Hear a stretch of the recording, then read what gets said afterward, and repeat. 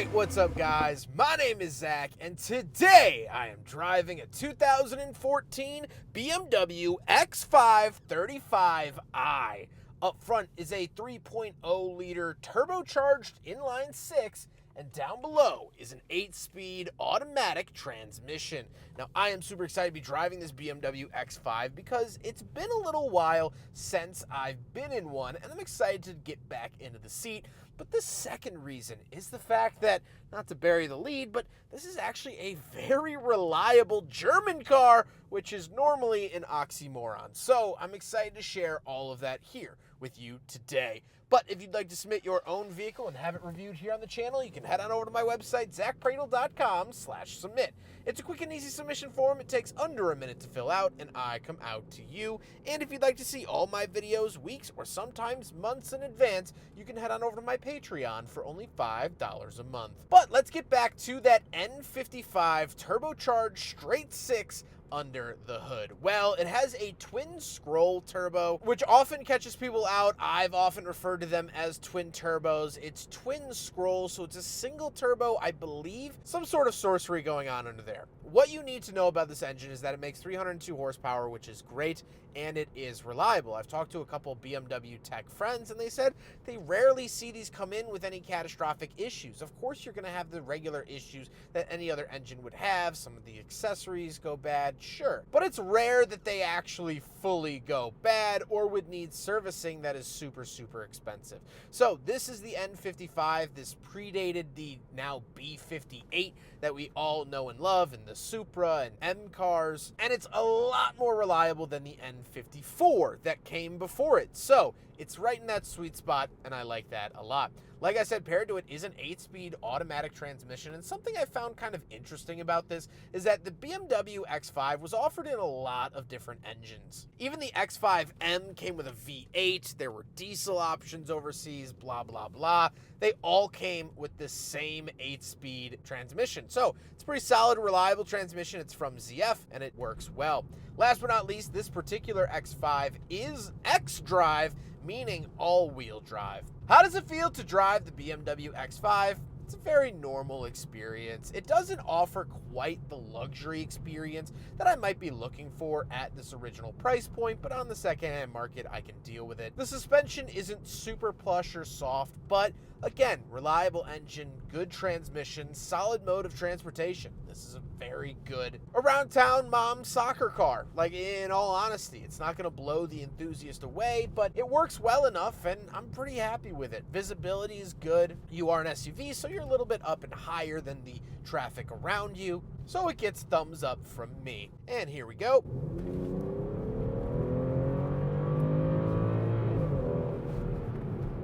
That's the solid power that I'm looking for out of a straight 6 turbo.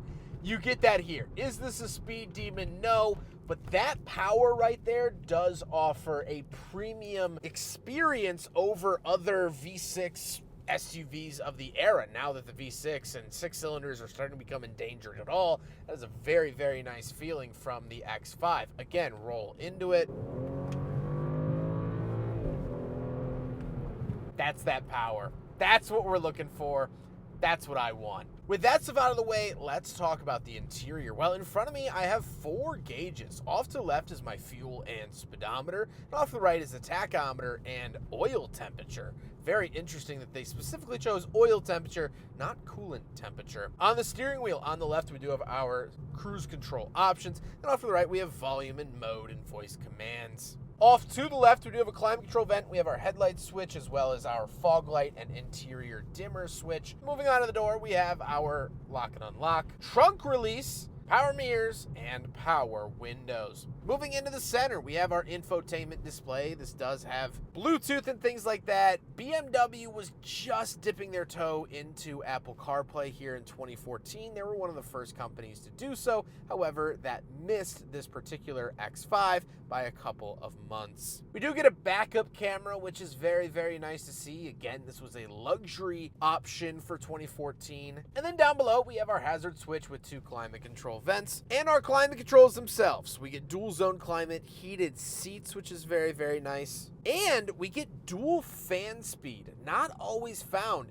in many cars. German cars tend to have it more often than other country makes, like Porsche does this a lot and Audi is starting to do this, but BMW has dual fan speed, a very underrated, very much appreciated feature here in the X5. Then we do have our CD player with favorites. These favorite buttons can also be programmed to be navigational points or settings or modes, so not strictly just the sound system. Then we do get an ashtray, cigarette lighter, and cup holders, so we'll do a big friggin' model test here in the 2014 BMW X5, and I am very happy to report, very, very happy to report that it does, in fact, pass the big friggin' bottle test. Look at that, a win.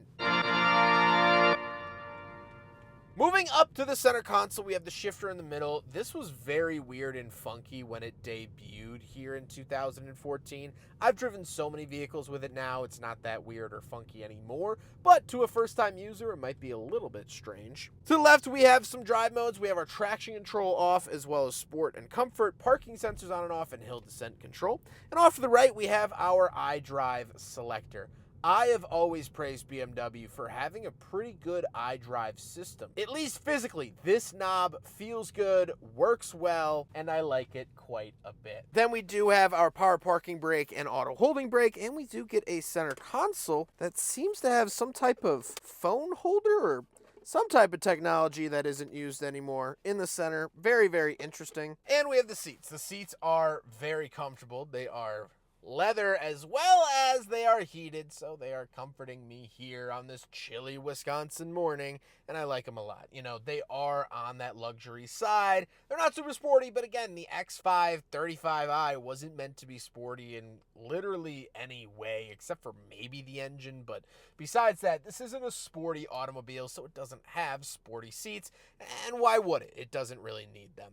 However, speaking of seats, we do have another row of seating, so let's go do a backseat review. All right, getting in the back of the BMW X5 from 2014, sliding in here. And right off the bat, my knees are not hitting the seat in front of me. That is always a big, big win for vehicles like this. Down below, we do have two climate control vents. We have our own climate controls dual zone back here as well. However, single fan speed. So the rear seat occupants have to duke out the fan speed, but they do get to choose their own temperature, which is huge. We also have rear heated seats, again, for a non-special car, the 35i. Very, very nice to see that. Coming into the center here, we do have a center console that folds down, cup holders that pop open, and headroom's good. 5'11", not a small guy. I fit back here pretty well. This is the bigger vehicle. You know, the X3, again, as the name might suggest, was a smaller vehicle, and sometimes the back seats of X3s, you know? So being in the back of the X5, it's actually a lot more, you know? So there's my auditory review of the backseat of the X5. It works well. It can accommodate bigger fellows like myself. That's always a good thumbs up. Let's hop into the very back. We'll take a quick look at the trunk and cargo space, and then we'll talk about the looks. All right, around the back of the BMW X5, we do have a trunk button here on the key fob. And I always forget that these are actually split tailgate vehicles. So you come down here, fold this down, you actually get like a truck style tailgate. This used to be more popular with SUVs. It's kind of since gone away. There's not a whole lot of split opening ones besides the Navigator and brand new Ford Expedition. They have these, but kind of nice here because you can sit on it. You can use this as a table, set up your drinks, tailgate at a Seahawks game. I don't know why I said Seahawks. I'm in Wisconsin, but I will never say Packers, so that's why. Anyway, tons of space back here. Absolutely love that. We can pull this out. We do get a nice privacy cover, and we do get a 12-volt outlet. So nice to see that. You have some nice amenities back here, some netting, holds some smaller items in. We can pick this up as well, and you get some storage down there. So lovely to see all of that. Pick this back up, and then it is power operated right back down for the upper portion of the tailgate. Now we gotta talk about the looks, and I think this is the best generation visually for the X5. I think it aged incredibly gracefully. I think it's very well proportioned. It's not overly gaudy like some of the new BMWs are. I had the BMW X3, the 2025 X3 at the beginning of this year, and the grille on that thing would dwarf some countries. You don't get that here. I think that the grills are actually relatively well proportioned on this particular X5. I think it looks good. I think it's sculpted well, and it's just a handsome automobile without being so in your face. That's what I love about this X5, is that it's not trying to make a statement like modern BMW is. Modern BMW feels like you took a modern art piece off the wall, put an engine in it, and sent it out into the world. That's not what this feels like. This actually feels like it was made for human beings, and I know that might sound dumb or stupid, but a lot of cars these days don't feel like they were made with people in mind. They were built to please some overlord, and that's just not the case here with this X5. It's very ergonomic inside and out, and I love that. We're bleeding into my final thoughts, so let's get on to my final thoughts. What I think driving this 2014 BMW X5. I really, really love this. This is such a sweet spot for the X5 and for BMW as a whole. I think it looks good enough without looking too good or like overly sculpted or overly ambitious with its design.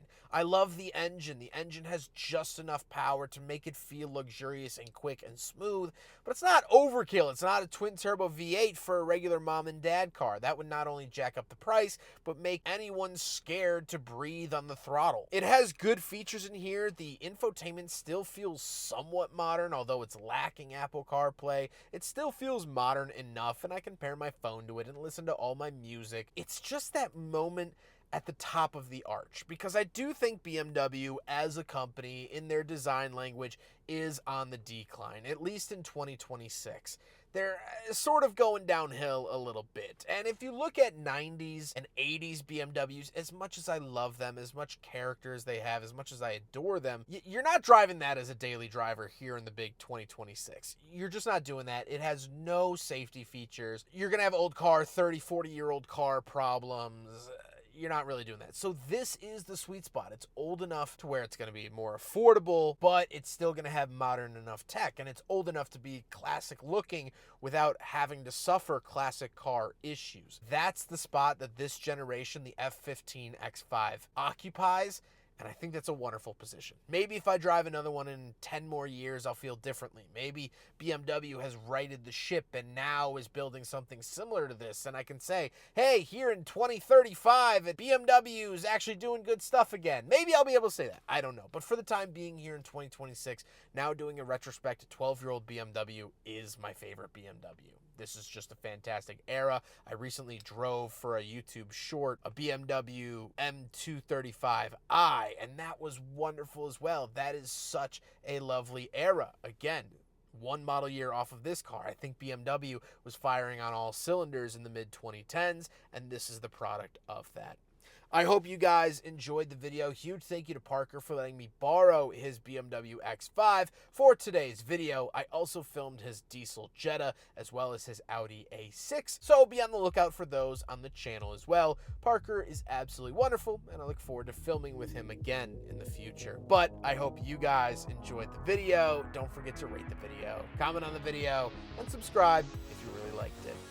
Take care, guys.